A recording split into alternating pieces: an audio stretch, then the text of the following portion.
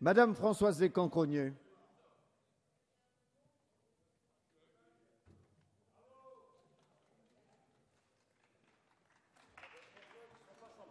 Monsieur le Président, Madame la Ministre, mes chers collègues, les articles du chapitre 1 bis ont pour vertu majeure de formuler clairement l'état du droit plutôt que d'obliger le juge à en faire l'exégèse.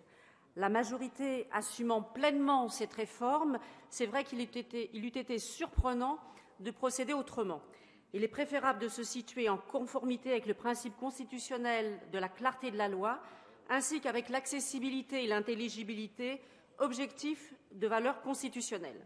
L'article 1 quater vient donc compléter les articles de ce chapitre 1 bis au bénéfice de la cohérence de la famille et surtout pour une meilleure protection de l'enfant.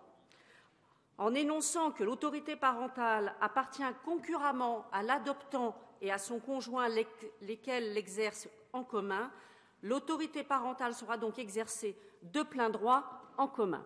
Je salue donc l'introduction de ce chapitre, introduit à bon escient par le rapporteur en commission des lois. Ces articles du chapitre 1 bis permettront de simplifier la vie des familles homoparentales en donnant un vrai statut légal aux parents sociaux. Nous en finirons avec ces parents inconnus de l'administration qui parfois leur refusaient certains droits à l'égard de leur enfant. Certains drames ont d'ailleurs été évoqués pendant la séance tout à l'heure.